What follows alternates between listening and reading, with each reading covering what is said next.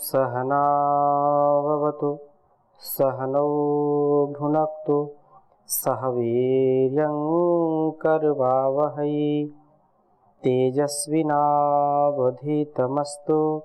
मा विद्विषावहै। ओम शांति शांति शांति।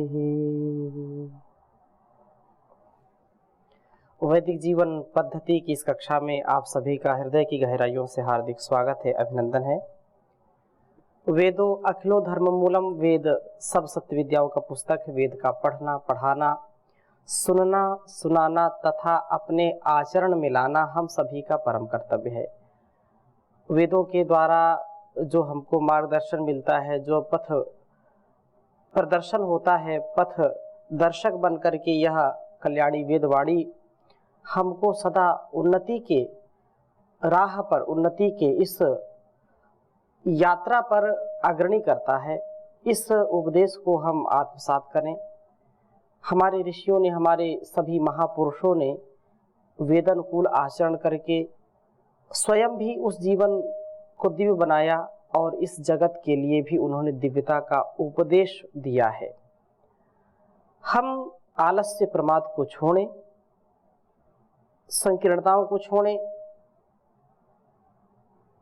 तुच्छ भावनाएं छोड़ें, स्वार्थ छोड़ें और अपने यह जो सबसे अनमोल जीवन है, एक एक क्षण, एक एक पल जो कल आने वाला नहीं है, उसके लिए हम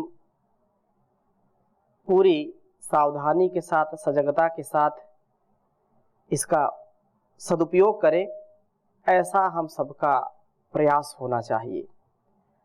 संसार में वही व्यक्ति कुछ कर पाते हैं जो जागते हैं, दूसरों को जगाते हैं, जो इस मोह की निद्रा में पड़े हुए हैं, इस संसार की भोग वासना के प्रगाढ़ निद्रा में सोए हुए हैं, वे अपने भाग्य को खोते हैं। और जो जागते हैं वही इस संसार में कुछ पाते हैं, कमाते हैं, और ऐसी कमाई जो साथ में ले जा सकते हैं। यूं तो एक सुई भी कोई नहीं ले जा सकता अपने साथ जब इस संसार से जाता है। जाएगा जब जहां से कुछ भी न पास होगा, 2 गज कफन का टुकड़ा तेरा लिबास होगा। वो 2 गज कफन का टुकड़ा, और वो भी शमशान में रह जाता है, शरीर भी रह जाता है, जल करके खाक हो जाता है। वायु अनिलम अमृतम भस्मांतम शरीरम, ओम कृतु स्मर कृतम स्मर कृतु स्मर कृतम स्मर। तो ये संसार नश्वर है, इससे हम कुछ ले नहीं जा सकते। तो फिर क्या करें? तो हम जागें और ऐसी कमाई कर लें, ऐसी कमाई कर लो जो संग जा सके, मुश्किल पड़े तो राह में कुछ काम आ सके। संसार का धन, दौलत, यश, कीर्ति जो कुछ भी है, जो भी पदार्थ है, व्यक्ति हैं या वस्तुएं हैं, स्थान का अभिमान हो जाता है व्यक्ति को, कुछ भी काम आने वाला नहीं है। तो फिर हम कैसे जीवन को जिएं? हमको श्रेष्ठ जीवन जीना है, हमको यज्ञमय जीवन जीना है, हमको अपने ऋतंभरा प्रज्ञा के साथ उत्कृष्ट जीवन का प्रयत्न करना है और वेदवाणी के अध्ययन के साथ, वेद के उपदेश, विधि और निषेध के साथ जीवन को जीना है। तभी जाकर के हम मानव से महामानव, नर से नारायण बनने का जो क्रम है उसको प्राप्त कर पाएंगे।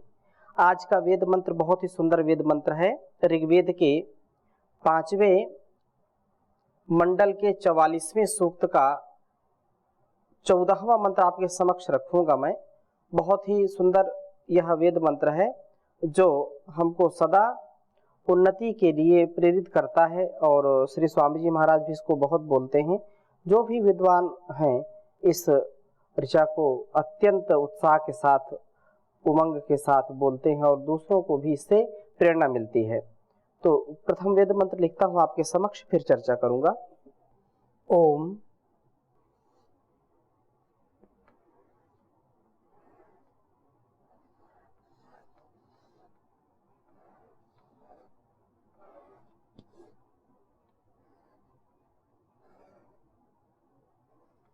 यो जागार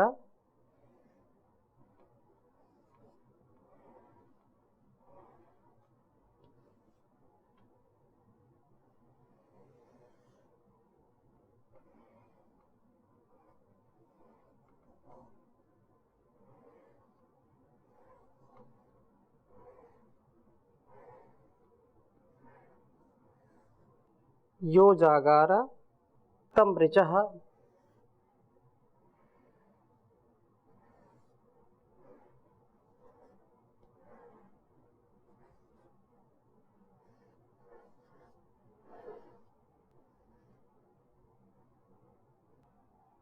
कामयन्ते।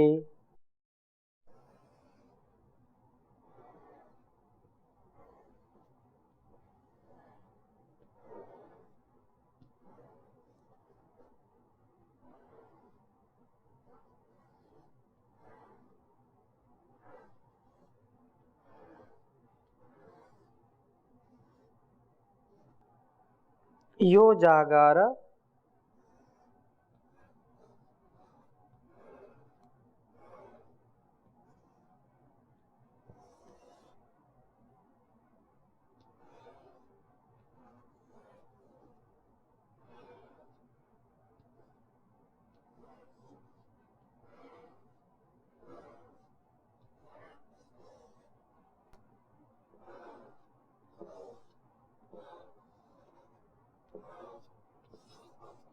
यो जागार तमु सामानयन्ति।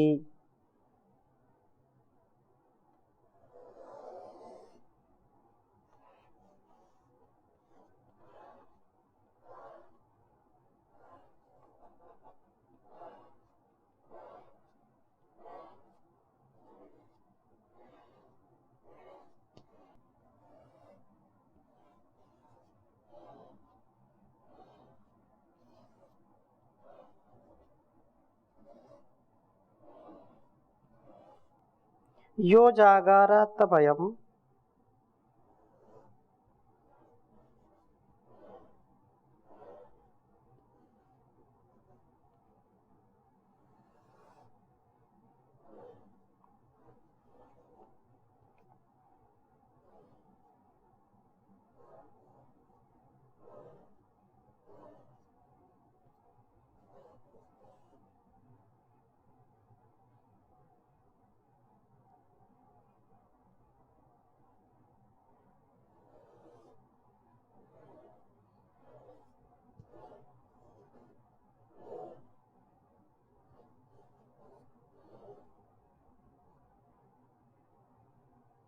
तमयम् सोम आह।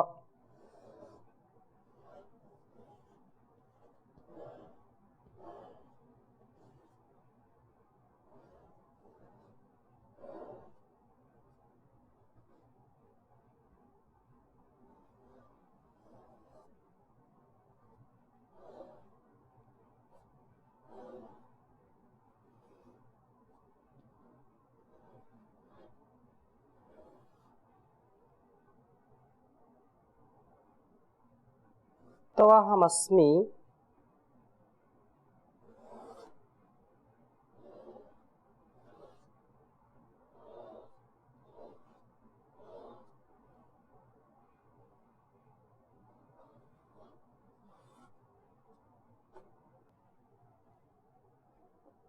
तवाहमस्मि।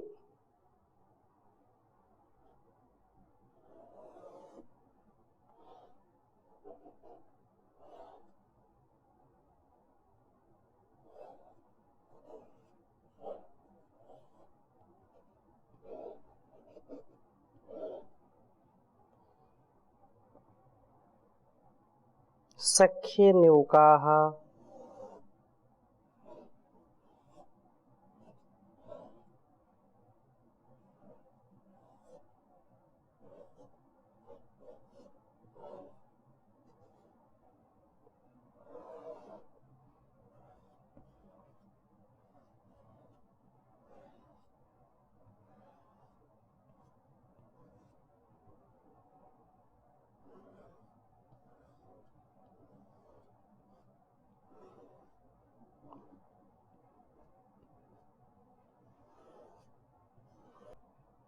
ऋग्वेद के 5वें मंडल के 44वें सूक्त का यह 14वां मंत्र है।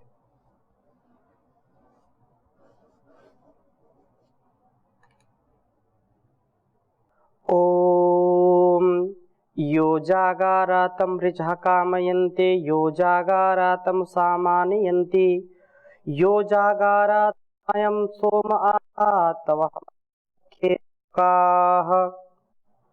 ओम यो जागारातं ऋचः कामयन्ते यो जागारातं सामानयन्ति यो जागारातमयं सोम आहातवहमस्मि सख्ये न्योकाः। बहुत ही प्रेरणादायक यह वेद मंत्र है। जो इसके पहले का वेद मंत्र है अर्थात 13वां वेद मंत्र, जिसमें बहुत सुंदर चर्चा की थी कि सृष्टि, जो व्यक्ति सृष्टि यज्ञ के प्रवर्तक उस महान प्रभु के यज्ञों का भरण करता है, उत्तम कर्मों का रक्षक है, जो सब बुद्धियों का इसी प्रकार से आधार बनता है, जैसे कि गौ दूध का आधार है। यह इन बुद्धियों का उद्गमन करने वाला होता है। जान दुग्धदात्री इस वेदवाणी गौ का यह भरण रक्षण करने वाला है। यह धेनु के पास रसयुक्त दुग्ध का सेवन करता हुआ जान दुग्ध का पान करता है, सदा इसका उच्चारण करता हुआ इसका स्मरण करता है और इसके अनुसार वो सदा चलता रहता, न स्वपन।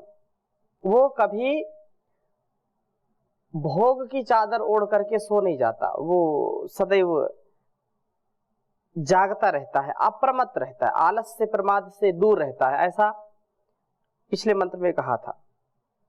और यहां पर कहा कि यो जागारः, वास्तव में जो जागता है, इस ज्ञान वाणी का जो संपादन करता है, अर्थात इसका मनसा वाचा कर्मणा अपने स्वभाव में इसको जो उतारता है, इसका अध्ययन करता है, न स्वप्न प्रमाद न करता हुआ, वाणियों का सम्मान करता हुआ, वेद उपदेश को आत्मसात करता हुआ व्यक्ति सदा जागृत होता है। क्योंकि प्रमादो मृत्यु कहा है। प्रमाद क्या है? मृत्यु है, मृत्यु के समान है यह। और मृत्यु तो सबको आनी है, लेकिन हम उसी दिन मर जाते हैं जिस दिन हम सदकर्मों का अनुष्ठान नहीं करते,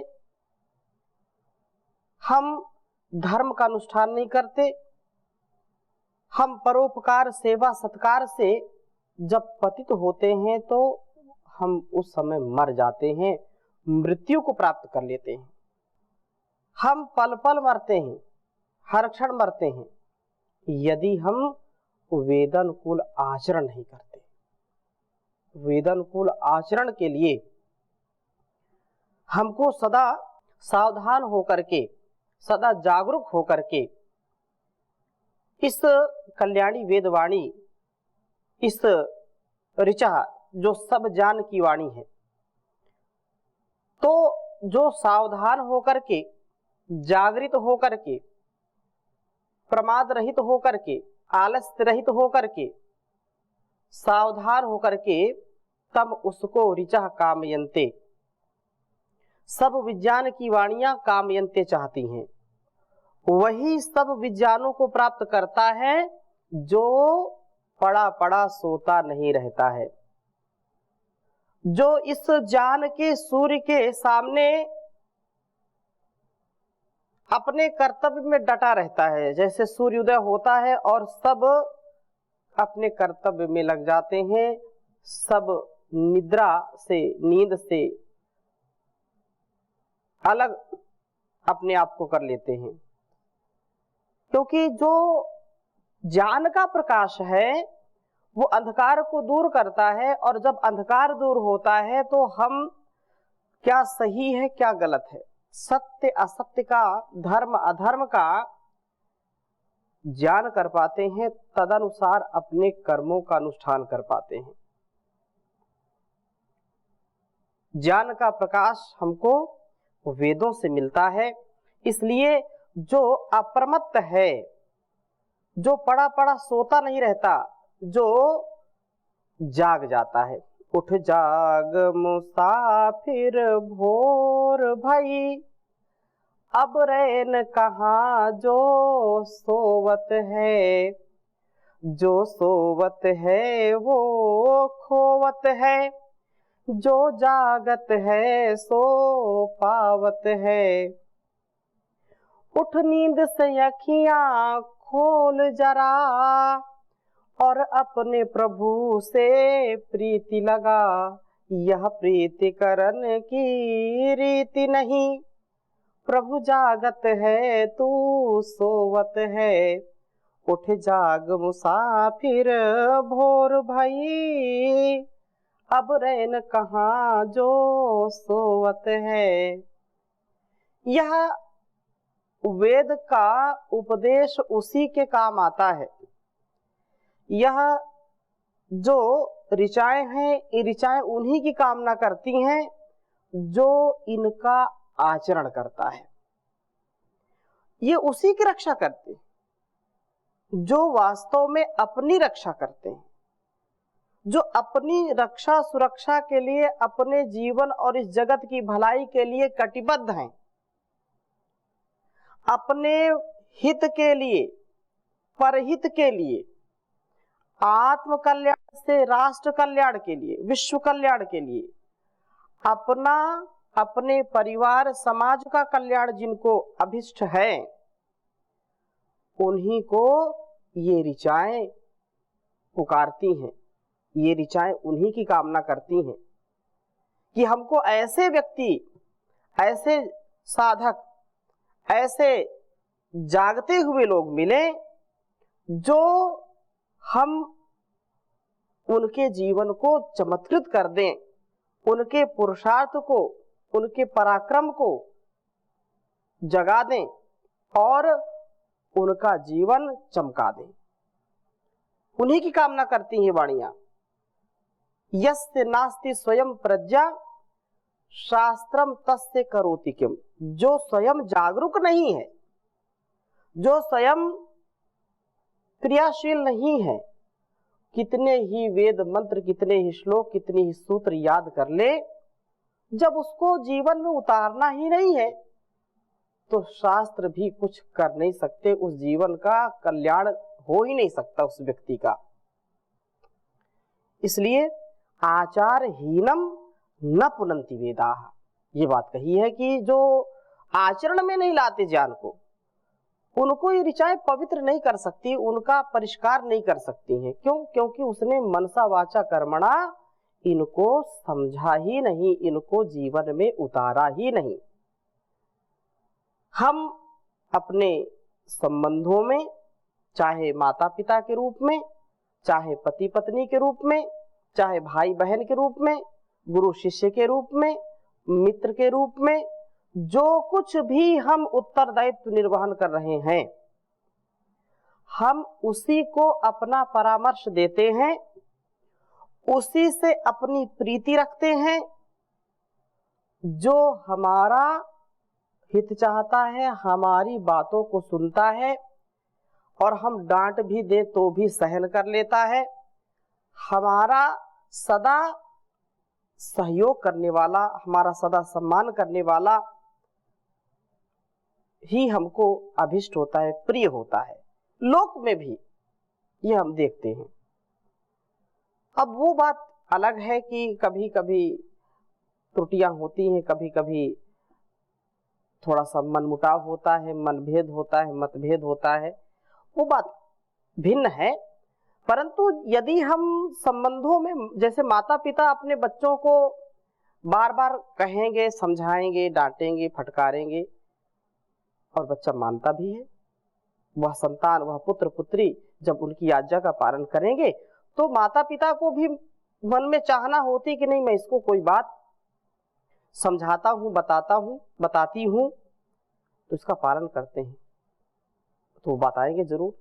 और यदि समझ लिया कि 100 बात बताते हैं, एक भी बात नहीं मानते, तो धीरे धीरे अपनी बात कहना, अपना उपदेश देना बंद कर देते हैं, क्योंकि ये तो अपने मन का ही करेगा, करेगी, तो फिर धीरे धीरे वो छोड़ देते हैं। ऐसा ही यहाँ है कि जो व्यक्ति जागृत है, जो व्यक्ति सावधान है, जागरूक है, उसी को ये सब विज्ञान की वाणियां चाहती हैं, वही सब विद्वानों को प्राप्त करता है। यह जागारा, जो जागता है, सब विज्ञान को वही प्राप्त होता है।